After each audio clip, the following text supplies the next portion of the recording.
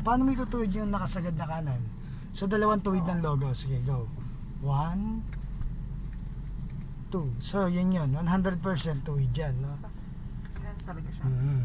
So ito si ate, zero knowledge, no? Sa pagdadrive ng manual, no? So sige. So testingin na natin, no? Yung dinemo ko sa'yo, no? So lagay mo na sa gear 1. Yan. So yan ang gear 1, no? So paano gagawin yung gear 2? So yan. So ganyan lang dapat ka-relax, no? Pag nag-shift. Yung gear 3, paano mo gagawin? Okay. Okay. Yung gear 4, down. Very good, no? So balik tayo sa gear 1. Si gear 1 yung pinakamalakas na gear, no? Hindi nga lang siya yung pinakamagaling magturo. Pero siya yung pinakamalakas na gear, no? Si gear 1. Sige. So, i-release mo itong handbrake. So, alis mo yung handbrake. So, nakaapa ka ng brake muna. Brake. So, para kung nasa pocket ka, hindi ka kagad atras. Sige. Lubog mo lang yung clutch, then alis mo yan. So, ngayon, no? Naka-gear 1 ka, no? Paano mo nga ba andarin ng isang manual na sasakyan? Ano nga ba yung talaga nagpapa-andar dito, no? So, meron tatlong tinatapakan, no? Itong gas, brake, at clutch, no? Yung sa kaliwa. So ito si ate, zero knowledge, no? So papaandarin niya isang manual. So alisin mo yung brake ngayon, no? So since nasa patag ka, kaya hindi siya umatras, no? Tama? So ganito. So mamaya tayo sa hangin. Kakanan ka, no? Pag nag-signal ka ng kanan, press up mo yan. Yan ang kanan, no? So sige. Ngayon, kakanan tayo dun sa dulo. Puro kanan lang ang gagawin natin, no? So ngayon, dahan-dahan mong iaangat ang clutch. Sige, dahan-dahan natin. Kapag ka umandar siya ng dahan-dahan mo inaangat, nakalubog ang clutch natin ngayon, dahan-dahan mo siyang iaangat. Kapag ka naramdaman mo siyang umandar, na umusad, steady mo yung paa mo. Sige. Pakiramdaman mo. Ang ginagamit dito yung pakiramdam. Sige.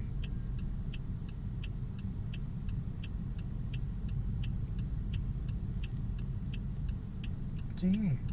Pa, ibig sabihin, kulang pa na angat yun. So yun, ilubog mo ulit. Tanda mo yung taas na yun, kung gaano mo siya kataas inangat. Lubog na lubog yan, ha. Sige, angat mo ulit. Huwag na yung dahan-dahan, tanda mo ulit, ilubog mo ulit. Tanda mo kung gaano siya kataas nung inaangat mo. So yun. So ngayon, steady mo lang siya ngayon. Paano mo siya pababagalin, no? Nung inangat, angat mo siyang tuluyan. Sige. So hindi siya mamamatay kasi nga maandar na. Yun nga yung sinasabi ko sa'yo. Paano mo naman siya ihinto? Ilubog mo yung clutch. Then dahan-dahan mo i-brake. Dahan-dahan lang. Dahan-dahan.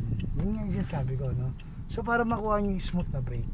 So kung gaano mo siya dahan-dahan inaangat yung clutch, ganun lang din yung nagpipress ka ng brake. Ganun lang din pag nagpipress kayo ng gas. Ibig sabihin lahat ng tapak nyo dito dapat magaan.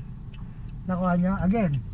So gawin mo naman yung pinakamabagal na takbo. Sige, bitaw mo yung brake, okay? Then sige, angat mo yung clutch. Pinakamabagal. Sige, yan. Ilubog mo konting-konti lang, mga 2 mm. So yan. So maintain mo yan. So yun yung pinakamabagal. Pwede bang gawin yan? Tingin mo? Pwede, di ba? Lalo na sa traffic. Sa traffic, sige, go. Gawin mo. Traffic. Sige.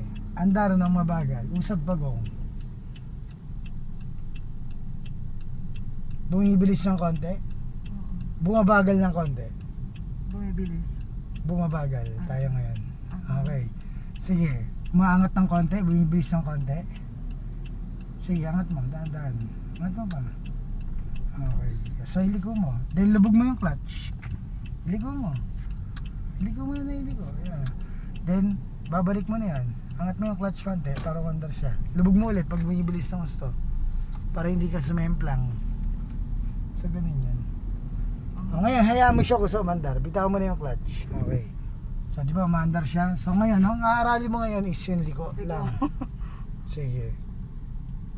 Hayaan mo lang kung sa umandar, ha. Then, signal ka ng kanan. Okay. So ngayon, wala ka ibang tatapakan, ha. Wala lahat. Sige, ikanan mo. Yan, konti. Dagdagan mo pa. Yan. And then balik mo yung dahan-dahan. Isang ikot ang ginamit mo, so isang ikot din yung balik. So ganun yan.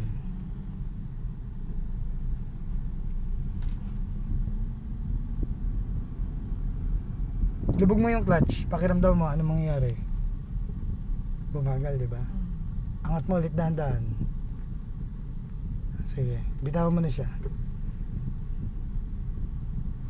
Sige, yan. Sa part na yan, babali ka na ng kanan. Sige, dagdagan mo ng konti. Dagdag lang ng dagdag. Pag kulang pa yan.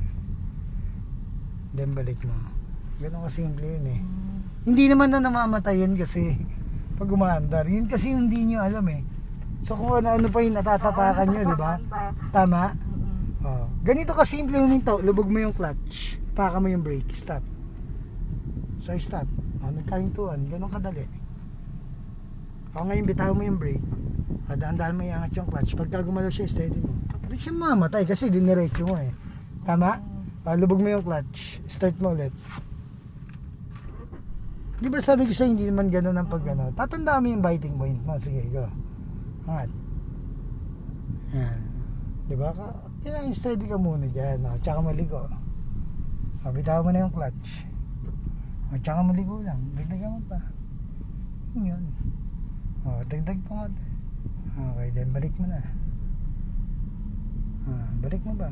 Yan. Ganun ka simple. O, hinto ulit. Clutch at brake. Traffic eh. Sige, lubog mo clutch. Hinto.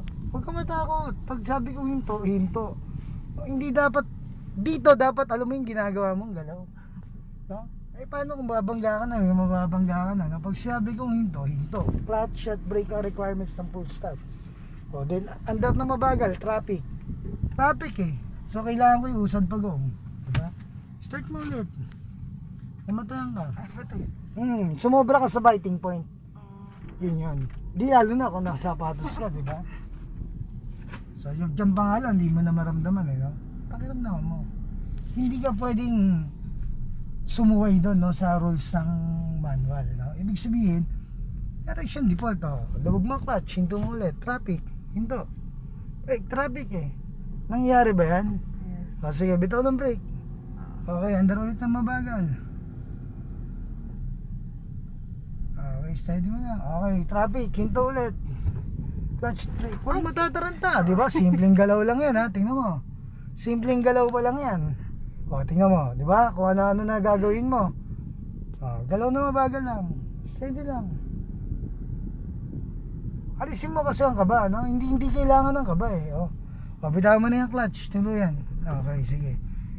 Ligo mo na. Hayaan mo lang ko sa mandar. Dagdag pa pag kulang. Okay. Balik mo na. Ganun ko simple, di ba? O, hinto.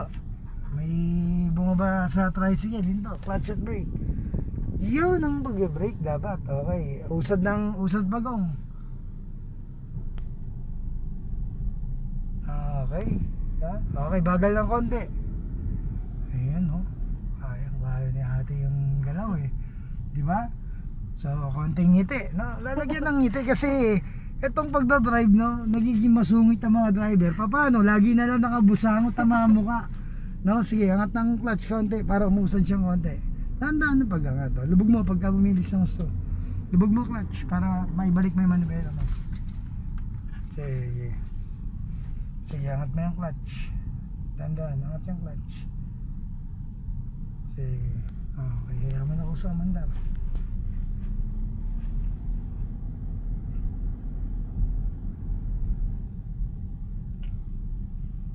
Sige, bitaw mo yung clutch.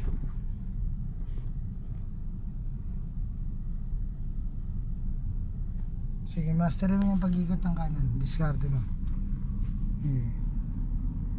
Hindi ka dapat lalampas yan siguro. Okay, balik na. Pakiramdaman mo yung timing. Wala ka nang tatapakan.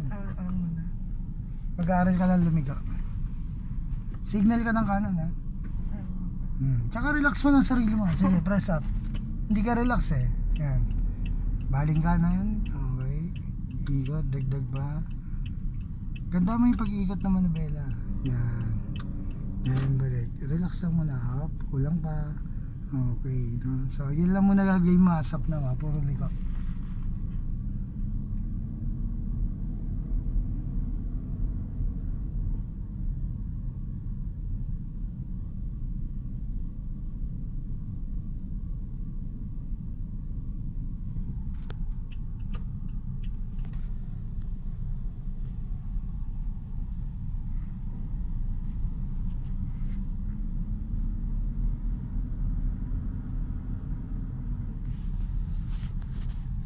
So pag sinabi kong bali ng kanan, ito yung gagawin mo ha. So yan, 9-3 o'clock position ng kamay yan.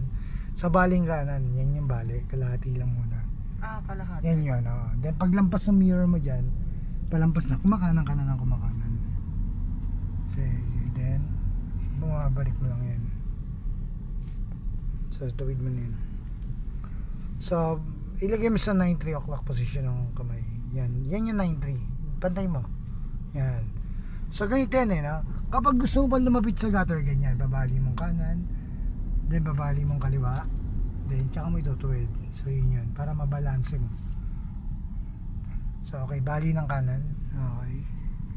So yan, dagdag pa isang ikot.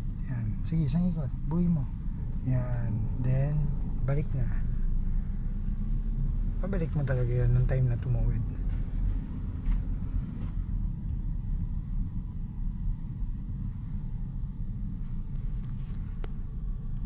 So ganun yung pagkanan, no?